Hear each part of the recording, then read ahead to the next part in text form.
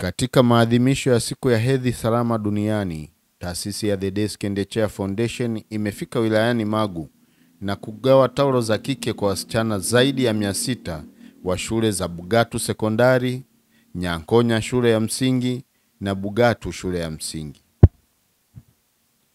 Msaada huo utawapunguzia adha ya kukosa baadhi ya vipindi kila mwezi wanapokuwa kwenye kipindi cha hedhi. Tumekuja hapa kwa wanafunzi wa shule sekondari Bugatu, Nyankonya, Salama na Bugatu shule ya msingi. Lengo kubwa, tumekuja na wataalamu tuko nao hapa.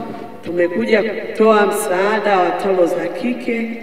Kwa nini wanatoa? Ni kwa sababu ya kulinda afya zetu na pia kumsaidia mtoto wa kike katika siku zote za masomo asikose hata siku moja kwa kikwazo chochote kile.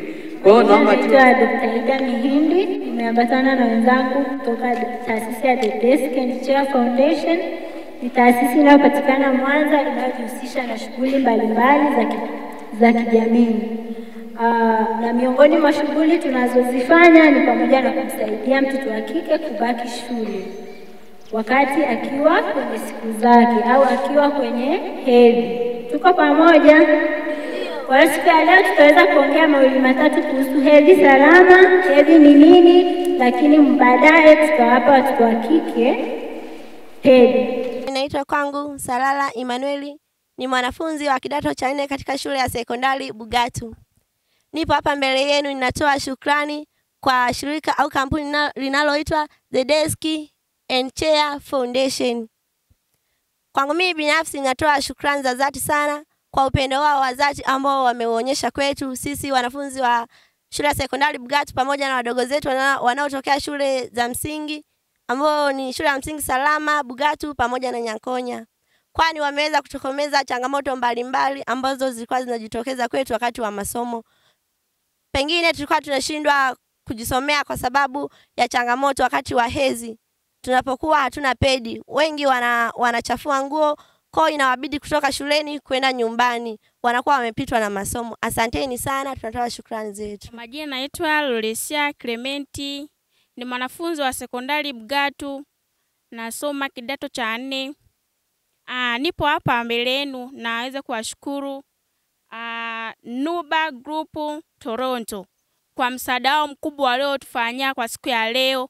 Sisi wasichana tunashukuru sana kwa sababu wameleta pedi ambazo zinaweza kusaidia sisi kwa muda wa mwaka mzima na tuwezi kusumbua wazazi wetu kununua pedi kila mwezi. Tunashukuru sana.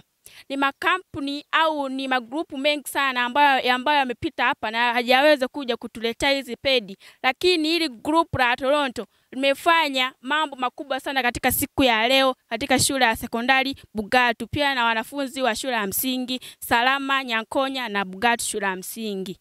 Tunashukuru sana kwa moyo wao mwema waliotufanyia kwa siku ya leo. Zamani tulikuwa tunaingia kwenye hedhi na tunakatisha masomo yetu kwa kugopa kwamba hiyo hedhi nitachafua nguo yangu, lakini sasa hivi tumeletewa pedi ambazo ni imara, ambazo hata nikivaa haiwezi ikapita kwenye nguo yangu. Kwa hiyo tunaweza kusoma, tutahudhuria vizuri shuleni na tutaweza kukosa masomo. Tunashukuru sana.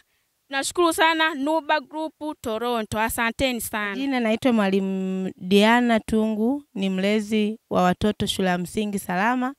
Tunawashukuru kwa grupu la Desk and Foundation kwa kujitolea kuwasaidia watoto wa kike, hasa hawa watoto wadogo, na hiyo imeondoa adha ya kutokuwepo shuleni na inawasaidia kujitambua wakati wa matatizo ya hedhi. Tunawashukuru sana, Mungu awabariki.